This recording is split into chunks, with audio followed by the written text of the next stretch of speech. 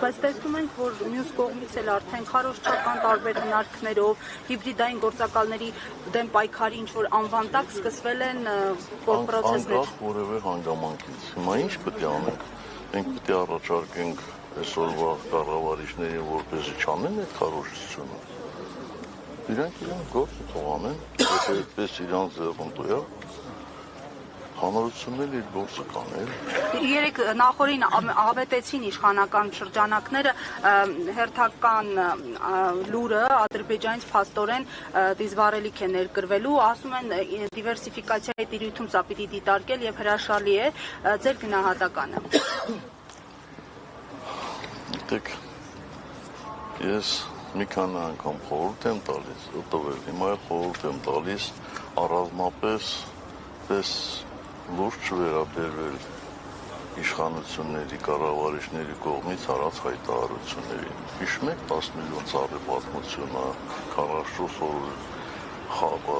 հաղթում ենք եւ այլն, այդպիսի 10, 15, 20, 30 օրինակ կարող եմ բերել։ Հիմա ինչ եք ուզում, որ ես ասեմ։ Դիվերսիֆիկացիա է, թե ոչ սա։ Դիվերսիֆիկացիան մի քիչ այլ հասկացողություն, հա։ Թող փորձեն։ Թող փորձեն տեսնենք։ Կասկածում եք, այսինքն, եթե ավարտը լավ կլինի, թե ոչ։ Պարոն նախագահ, պարոն Մարուկյանը ընդդիմադիր դաշտին համախմբան կոչ է անում, իր ձևակերպումն է Էդմոն Մարուկյանը համախմբան կոչ է անում ընդդիմադիր դաշտին, իր ձևակերպումն է Նիկոլ Փաշինյանին թոշակի ուղարկելու համար, հանրապետական այս մասով որոշում ունի։ Ես անկեղծ ասած տեղյակ չեմ ձեր ասած հայտարարությանը, ես տեղյակ եմ Իշխան Սաղաթելյանի հայտարարությանը, ոչ միայն հայտարարությանը, այլ Իշխան Սաղաթելյանը եկել հանդիպել ենք եւ բոլոր այդ դրույթները, որ նաեւ Իշխան Սաղաթելյան շարադրել է գրավոր, ինձ վաղուց ծանոթ եմ, մենք վաղուց դրա մասին խոսում ենք, այստեղ կարևորը հայտարարություն անելը չի, կարևորը նա է, որպեսզի բոլորը գիտակցեն եւ տակից, կողքից կամ բացահայտ իրար չքննադատեն, հատկապես հանրապետականին։ Չէ, եթե առավոտը Սիրիկուն պետք է մեզ քննադատեն, մենք գնանք այդ մարդկանց հետ ինչ ասենք, Ում նկատում եք, պարոն նախագահ, քննադատողները հանրապետական։ Դուք մամուլ ընթերցում եք,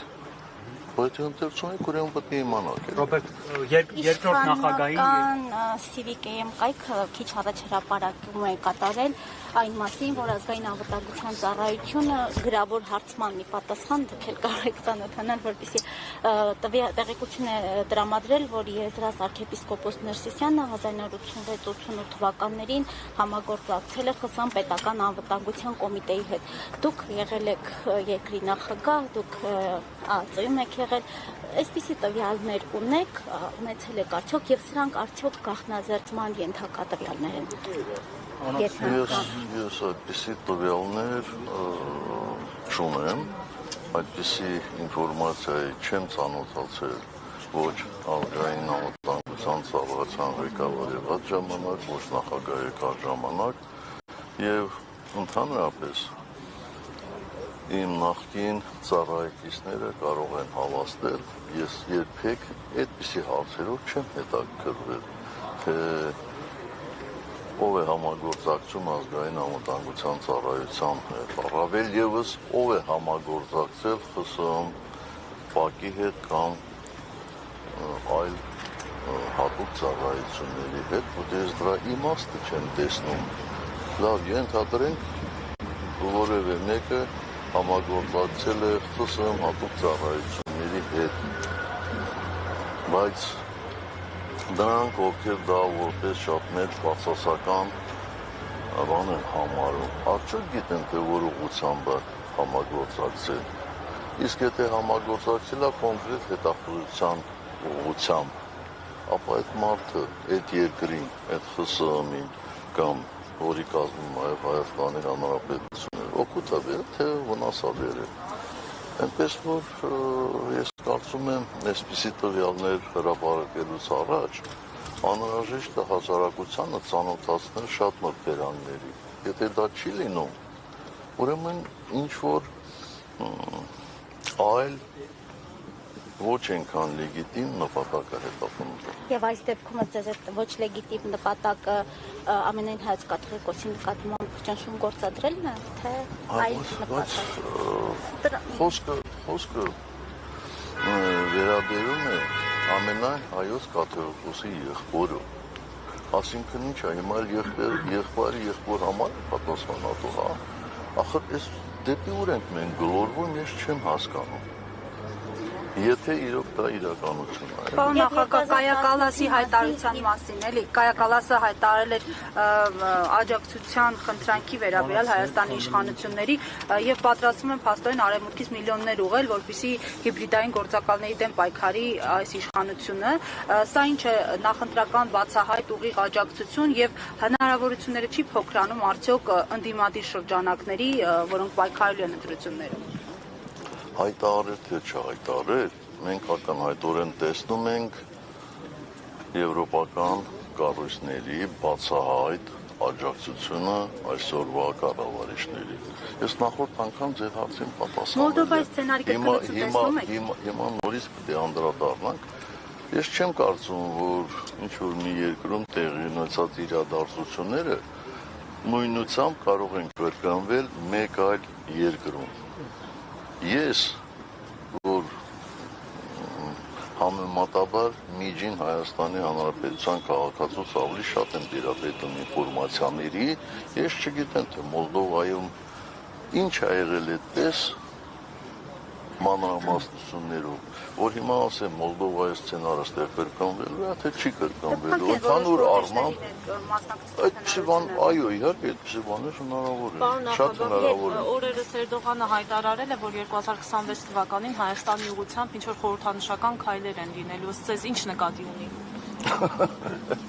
Այսինքն ես այդքան ինֆորմացիայի տիրապետում եմ, որպեսզի կարողանամ կարդալ Թուրքիայի նախագահի Ինչ ուղղությամբ կարող է լինել այլ քայլեր։ Չգիտեմ, բայց եթե խորհրդանշական բառը կա, ապա ձեզ համար դա կարևոր է, ինձ համար կարևոր է։ 2018-ի մասին խոսելով, ի վերջո որոշ փակագծեր բացել եք մի ոդքասթի շրջանակներում, ասում եք, որ եթե ներողություն, եթե ձեր բառերով չեմ ասում, եթե ավելի զուսպ չլինեիք, ապա կգրեիք Նիկոլը ճիշտ էր, դուք սխալվեցիք։ Ի վերջո ստացվում է դուք չսխալվեցիք եւ այդ ովքեր էին այդ դուքի մեջ մտնում, որոնք սխալվեցին, ասել եք, որ որոշ ակտիվիստներ, որոշ շրջանակներ, որոնք կարող էին կանխել, ովքեր էին, որ պիտի կանխեին այս ամենը։ Ես ձեզ հարցում եմ։ Ես վստահ եմ, որ դուք իմ բոլոր հարցազրույցները ուշադիր ընթերցում եք։ Ես ասել եմ, չէ, որ 18-ի մասին ես այլևս չեմ խոսելու։ Սա մեկ եւ երկրորդ հարցը ձեզ։ Ու չասեմ դուք, որպեսզի չանձնավորեմ, էլի, դուք կարող եք ասել մեկին, ովքեր ընդհանրապես սխալներ չեն ունեցել, մեկին, մյուսին, երրորդին, չորրորդին, հինգերորդին, բոլորը սխալական են, ով որ սխալական չի, թող գա մեկ Ասում եմ, այդ դուքի մեջ ավելի impeachment-ի գործընթացը, պարոն Սարգսյան, ովքեր էին այդ դուքի մեջ մտնում, եւ մի դիտարկում ելույթ, եթե կարելի է։ Մի 10 այստեղ հանդիպման ժամանակ հարցնեք, կարող է խոստանալ, որ մի անգամ Բայց էլ խոսելու։ որովհետեւ դուք հանցազրույց եք տվել Նարեկին, ամենայն հարգանքով Նարեկի եւ Ազգենի նկատմամբ, բայց նրանք անձինք են, որոնք ակնհայտ համակրանք ունեն ձեր նկատմամբ, շատ լավ են տրամադրված։ Չունեմ, ես օբյեկտիվ եմ, ես առաջարկում եմ օբյեկտիվ լրագրողների հարցերին պատասխանել, չեմ իրականացնում։ Անպայման կպատասխանեմ։ Պարոն նախագահ, ընտրություններին մասնակցելու որոշում կայացվեց, երբեք որոշում հայտնել դրա Դուք մասին։ առաջիններից մեկն եք։ իսկ impeachment-ի գործընթացի մասին ինչ փուլում է այս պահին եւ ինչ ակնկալել։ Շարունակվում է, տեսնենք։ Որևէ Շատ պահի- մեծ բաներ չեմ կարող ասել, բայց մենք այդ ուղղությամբ մեր գործը շարունակում ենք։ Տեսնենք։